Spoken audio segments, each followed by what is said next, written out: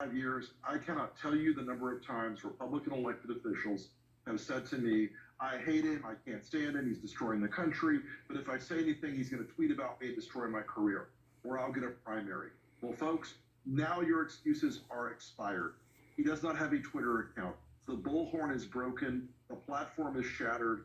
He can't strike you down if you say what's in your hearts. I encourage my former Republican friends to step out of the darkness now. You've got that moment. Baratunde, it's good to see you. We've already seen some legacy repair work by Lindsey Graham. We've already seen some legacy repair work by the likes of Pence, McConnell. Will it work, any of it? I doubt it. I understand their fear, and I want to thank you for having me back. I wore a sweater for you tonight because America needs a nice big warm hug after the violent week we've barely survived. So congrats again, everyone, for making it to Friday just so. Donald Trump is not merely a president or a politician or a powerful figure. He has become a cult leader. And there are millions and millions of people who've bought into the deception he has wrought, that the Republican Party has amplified, that right-wing media has powered and enabled along with social media because it was profitable to do so, to lie so. There was profit in serving up those lies. And now people are living with the consequences of those lies. Many of us knew it for years going in. There were chances to get off this bus at Helsinki. There were chances to get off this bus at Charlottesville. And people said, no, I'm going to go over the cliff. So in these last waning hours, I would urge anyone who has the power to stay and defend the Republic, now's your chance to do that. That's the only purpose you can serve right now, the 25th Amendment, and preserve the functioning and safety and secure operation of the U.S. government until it's in good hands again. Rick Wilson, your name was almost invoked tonight on Twitter by the likes of Jason Miller. This was tweeted out by Annie Carney of the New York Times, how the resignations and disavowals are playing inside the building. They're bottom feeders, says Jason Miller. The Dems will hate them. The Trump base is going to hate them for being rats jumping ship. I guess they're auditioning for jobs at the Lincoln Project. Rick, are you guys hiring?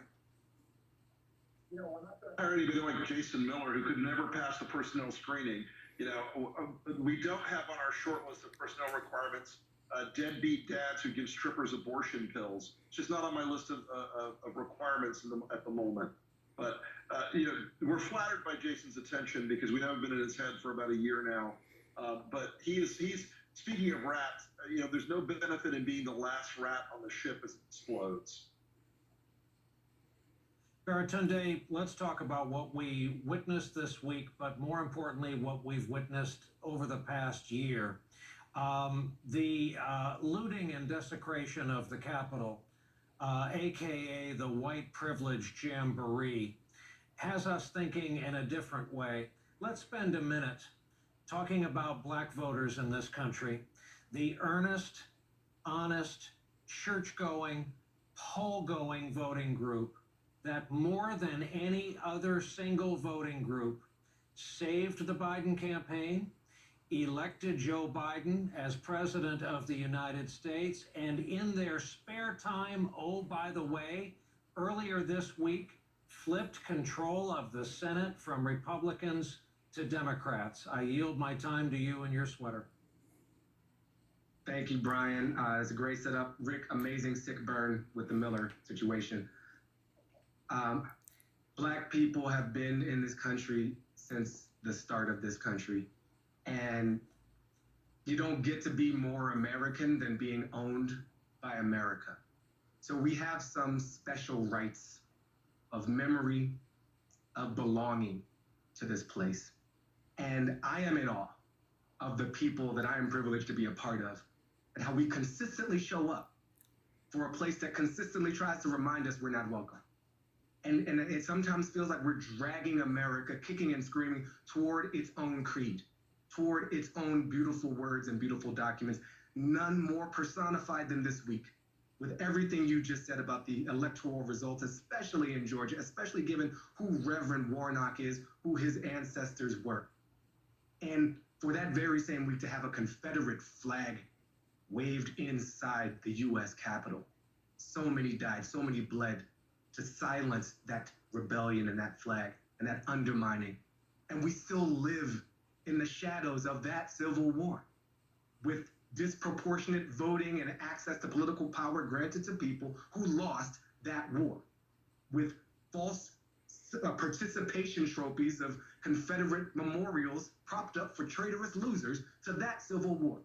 All this in 1 week because America is nothing if not a place of contradictions. Ugly, yes, and also beautiful. And so to my fellow Black Americans, you're beautiful. Thank you. We can still keep showing up, and we need the rest to show up too. And that includes the Republicans who remain. Stand for the country. Opt back in. Join us, as we've been fighting this a long time. Get on board. Beautifully put. Rick Wilson, I can offer you the last word in 30 seconds. How should people process what I've been calling the Great Migration, this movement of people away from Donald Trump, people who heretofore had signed over their seats in Congress to him? The transference of their souls back into their bodies is going to be a painful process, and it's not going to be without a political and personal and moral cost. I encourage them to take the right steps.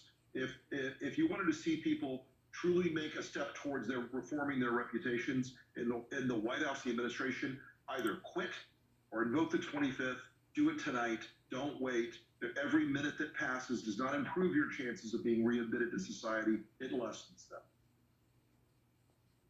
Two gentlemen who are both friends of this broadcast, both own the best sweaters and have the best words. Baratunde, Thurston, Rick Wilson. Gentlemen, thank you both. Have a good weekend unless you have other plans. Coming up, an update on the fight against